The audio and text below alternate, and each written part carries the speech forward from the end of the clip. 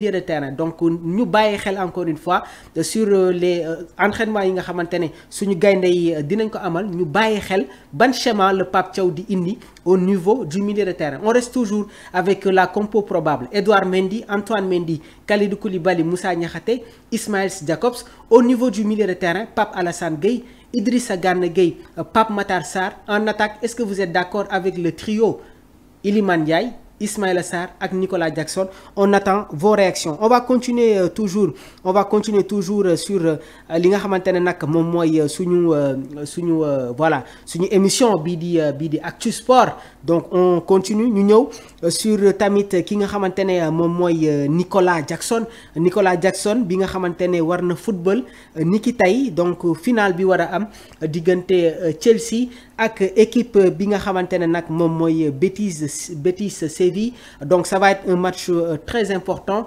Les Blues de Chelsea yi nga xamante ne ñoom jot nañu qualifié sur la Ligue des Champions dinañu jongante ak les Espagnols de Betis Séville. Donc on va vous donner li nga xamante ne moom mooy les informations yi nga xamante ne dina dem sur cette finale. On va commencer déjà avec le groupe du Betis Séville. On va vous donner les 11 probables. Donc côté Betis Séville, gardien dans les buts dañuy am ki nga xamante ne moom mooy Adrian. Au poste de défenseur, Youssouf Sabaly, Bartra, Nathan ak Rodriguez. Au niveau du milieu de terrain, Cardozo, Fornals ak Isco convoqué par la sélection espagnole. Donc Isco dina bokkaat sur joueurs yi nga xamante ne ñoom ñoo war a défendre les couleurs de la Roja. En attaque dañuy am Anthony en provenance de Manchester United sous forme de prêt ak ki nga xamante ne moom mooy le Marocain Ezalouli. Donc moom itamit il fera partie des joueurs yi nga xamante ne normalement ñoom ñoo war a démarrer ce match, ak Christophe Bakambu en provenance de l'Olympique de Marseille. Côté Chelsea, dans les buts dañuy am ki nga xamante ne moom mooy Jorgensen. Au niveau de la défense, on a le capitaine James. Dans la charnière centrale dañuy am ki nga xamante ne nag moom mooy Chalobah ak Colwill. Comme arrière gauche ñu am Cucurella. Au niveau du milieu de terrain, il y aura du feu. Donc Enzo Fernandez, Moses Caicedo ak Cole Palmer en attaque.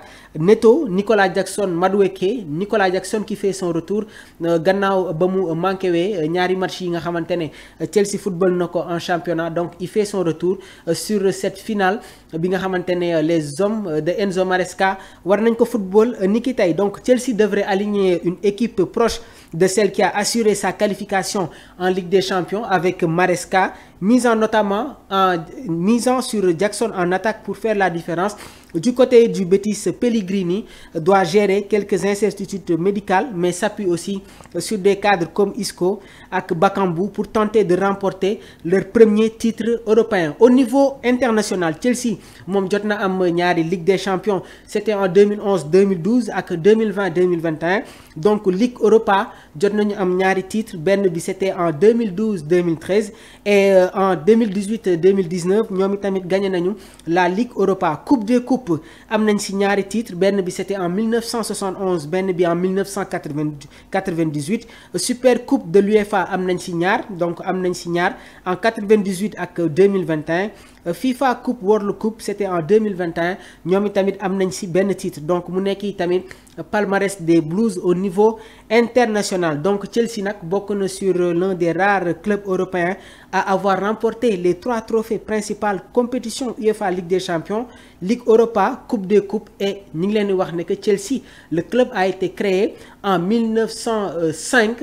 En 1905 moom la ñu créé li nga xamante ne moom mooy équipe bi di Chelsea. Donc certains diront que Mamour mi ngi xóotal, mi ngi élargir sur les performances des Blues, parce que je suis Chelsea, encore une fois je suis Blues, et encore une fois on espère aujourd'hui une victoire face au Betis Séville. Côté palmarès Betis, le palmarès du Betis ñoom on va rester là, on va rester toujours avec palmarès bu Betis Séville. Un titre de champion d'Espagne, la Liga en 1934-1935. Premier club andalou à remporter ce championnat. Am nañu tamit 3 coupes du roi en 1976, 77, 2004, 2005 et 2021 et 2022. 7 titres de champion Segunda mooy deuxième division espagnole waaye tamit am nañu benn titre en tercera division waaye Betis ñoom mësuñu remporter un titre européen contrairement à son rival local le Séville. C'est parti pour les divers de l'actualité. Les divers de l'actualité dinañu ñëw ci li nga xamante ne nag moom mooy les transferts ak information yi nga xamante ne mi ngi secouer l'actualité sportive. Selon El Chiringuito, le numéro 10 pour Kylian Mbappé, donc le Real de Madrid ñoom jot nañu décider d'offrir le mythique numéro 10 porté jusqu'ici par Luka Modric à Kylian Mbappé mu nekk tamit un numéro symbolique pour un nouveau leader offensif. Bonne décision selon vous?